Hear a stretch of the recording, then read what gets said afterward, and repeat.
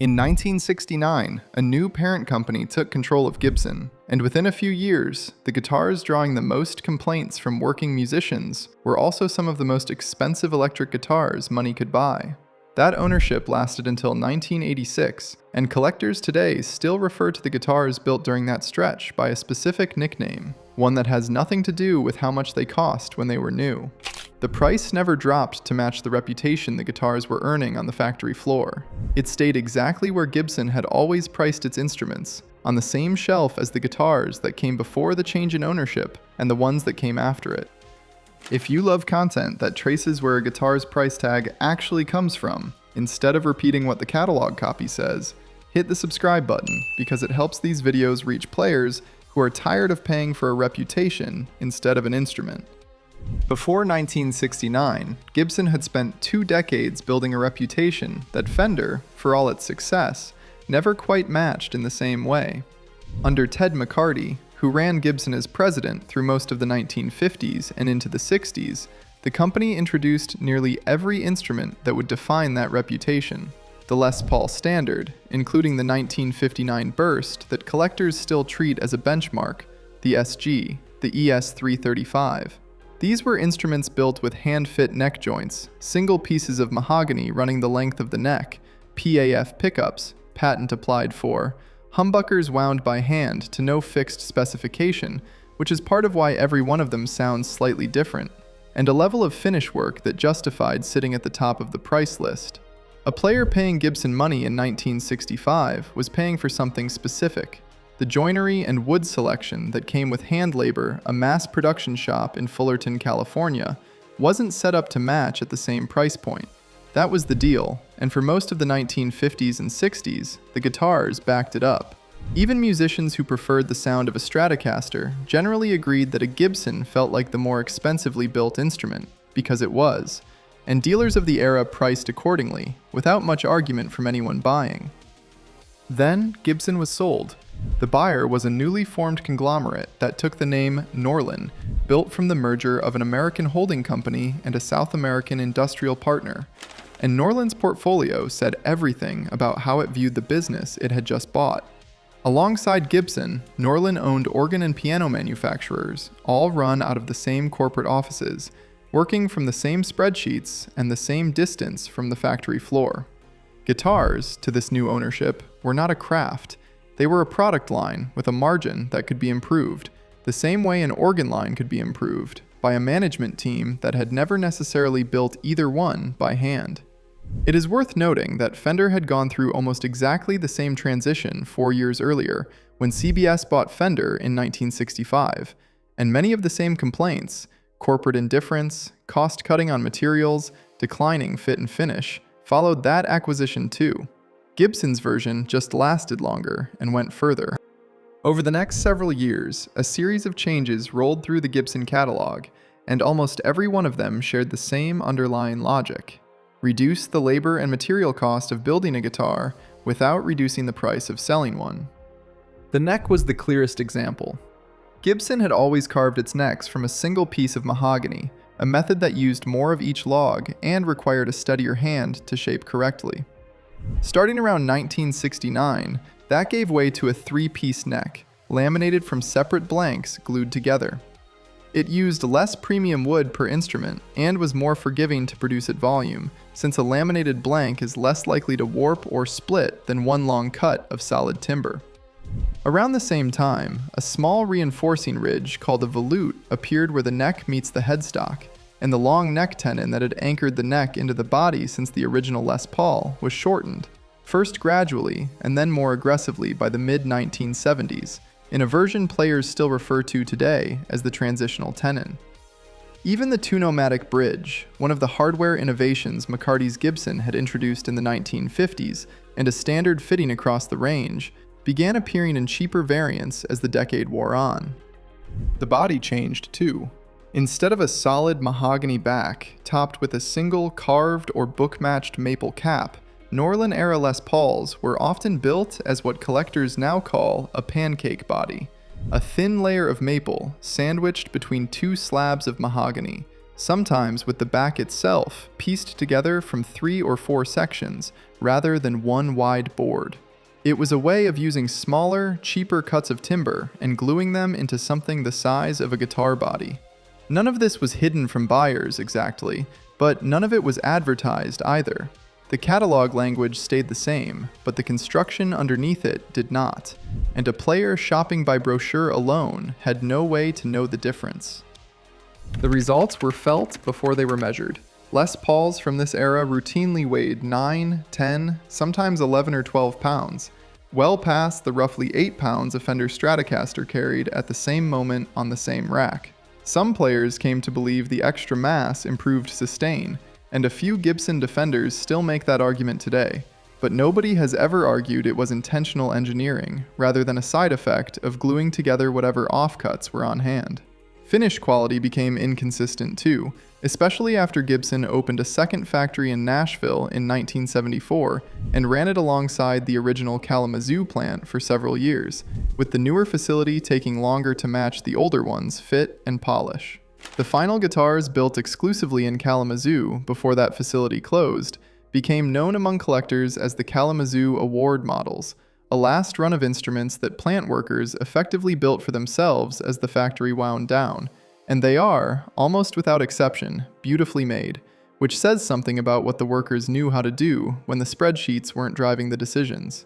Technicians who work on vintage instruments today can usually date a Norlin-era guitar within a couple of years just from a handful of small physical details it wears, like the volute or the width of the headstock, because the changes came often enough to function almost like tree rings. None of these problems were universal. Plenty of Norlin-era guitars left the factory sounding and playing fine, and a fair number of working musicians from that decade have nothing but good things to say about the specific instrument they happened to buy.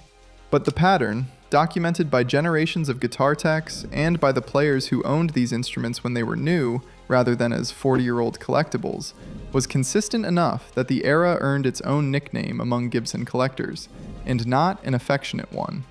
They call it the Dark Years. Not everyone agrees on the exact boundary. Ask 5 different repair shops when the worst of it happened, and you'll get 5 slightly different years, usually somewhere between 1969 and 1976, depending on which model and which factory they're picturing, and depending a little on which specific guitar came across their bench that week. What nobody in that argument disputes is the direction things moved. The decline itself isn't what makes this interesting. Companies cut corners under new ownership all the time, and most of them get away with it because the corners are genuinely invisible. What makes this one different is what happened to the price while all of this was going on, which was almost nothing. A Gibson SG Special that sold for around $250 with a case in 1969 was, by 1970, 1973, and 1976, still priced like a premium American guitar because it was still being sold as one, on the same shelf, next to the same Fender lineup, wearing the same reputation the company had spent 20 years earning under different ownership. By the early 1980s, a new Les Paul Standard carried a list price around $550, which works out to somewhere close to $2,000 in today's money once you run it through the standard inflation math. That is not a discount price for a guitar built with laminated necks and pieced together bodies. It's the price of an instrument sold on the strength of a badge that had been earned a decade earlier by a factory that, in some very specific and very well documented ways, was no longer building to that same standard. Norlin sold Gibson in 1986 to a group of investors led by Henry Juskowitz, and the new ownership spent the following years undoing a lot of what the previous decade and a half had put in place. The volute disappeared. The headstock shrank back toward its earlier, narrower proportions. Single-piece and two-piece mahogany necks returned. Wood selection tightened up again, and the pancake body was quietly retired in favor of the older construction methods.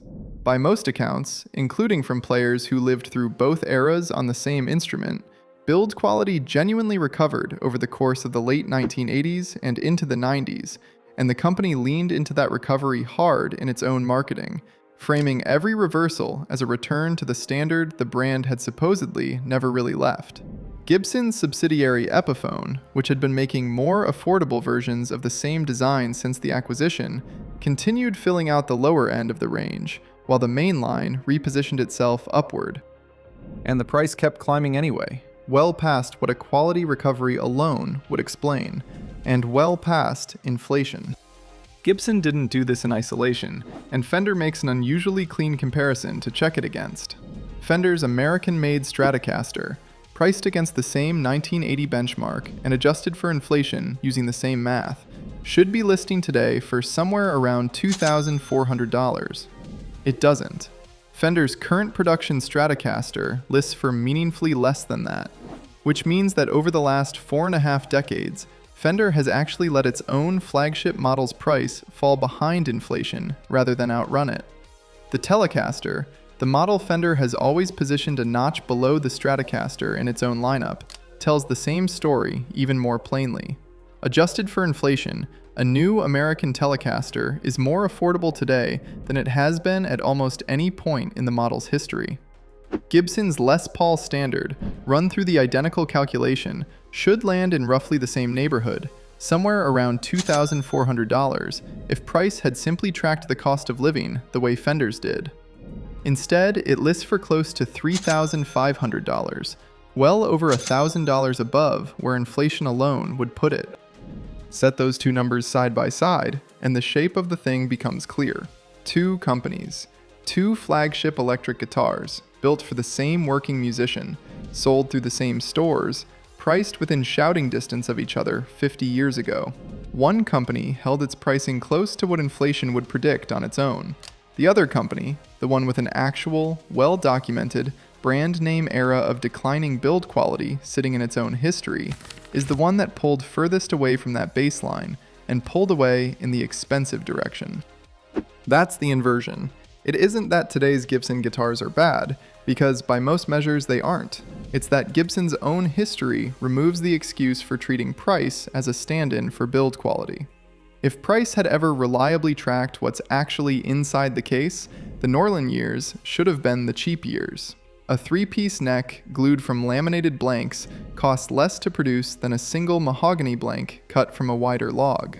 A pancake body built from smaller offcuts costs less than a solid back cut from one wide board. By any accounting a factory would keep for itself, those were lower cost guitars to build than the ones that came before them. They were not sold as lower cost guitars.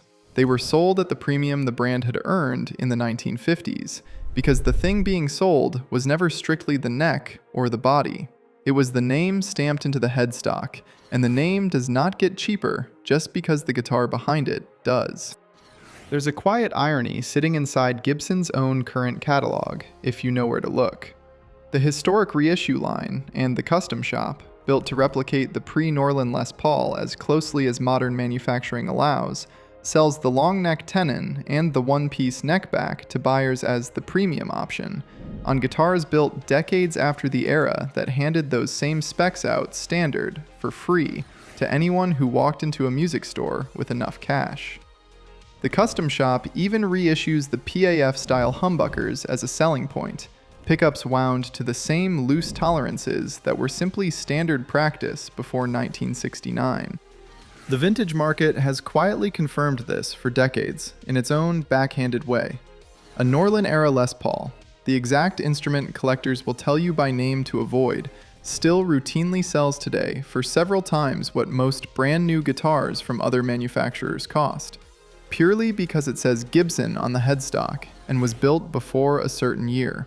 Meanwhile, a mint 1958 ES 335, from before any of this started, can sell today for roughly what a brand new one costs off the showroom floor, once you stack decades of inflation and reputation on top of each other. The badge holds its value, even in the years the badge itself would probably rather forget, which isn't a market pricing craftsmanship so much as a market pricing a name. The mechanism never actually went away, it just moved to a different part of the catalog, somewhere between 1974 and right now. Walk into any conversation about why a custom shop guitar costs 4 or 5 times what a standard production model costs, and you will hear the same vocabulary Gibson used to defend Norlin-era pricing. hand craftsmanship, premium materials, the weight of a legacy. Some of that is genuinely real. A custom shop build usually does get more individual attention than a factory run of 1,000 identical necks coming off the same jig. And a handful of builders in any given shop really do have decades of experience the standard production line doesn't require of every employee on it. But look closer at one specific line item, and the ratio stops adding up quite so cleanly. Independent shops that specialize in aging and relic finishes, taking a brand new guitar and giving it the worn, played-in look Fender and Gibson both now sell as a factory option, typically charge somewhere between $500 and $2,000 for the full treatment, depending on how far the client wants the wear taken and whether the job includes stripping and refinishing the body in period-correct lacquer along the way. That is the open market rate for the actual labor involved in convincingly aging a guitar, priced by shops that do nothing else for a living and have every incentive to charge what the work is worth. The premium a factory custom shop relic model commands over its otherwise identical, non-aged counterpart routinely runs well past that figure, sometimes by a factor of 2 or 3. The extra cosmetic work is real and skilled. The price gap it gets used to justify is larger than the work itself, and the difference has to be coming from somewhere else. None of this means the expensive guitar sitting in the case today is worse than the cheaper one next to it. Often, it's better, sometimes by a wide margin. And there are real, defensible reasons a hand-built instrument costs more than a production line one built to a price point. What it means is that the price tag was never, on its own, a trustworthy measurement of that gap, and it never has been. Not even at the company that invented the American electric guitar's reputation for premium pricing in the first place, using exactly the arguments still being made today. Gibson proved this inside its own factory, over a documented 15-year stretch, that the name could keep charging top dollar while the build quality underneath it moved in the opposite direction. Guitars got heavier and necks got cheaper to make, while finish work grew less consistent. Yet every one of them still left the store priced like the guitars that came before and the guitars that came after. 50 years later, the badge on the headstock is still doing more of that pricing work than most buyers assume, and Gibson's own dark years are the reason nobody has to take that claim on faith. The company already ran the experiment, and it published the results itself, one price list at a time, for 15 straight years, on guitars that plenty of people are still playing today, heavy necks and all.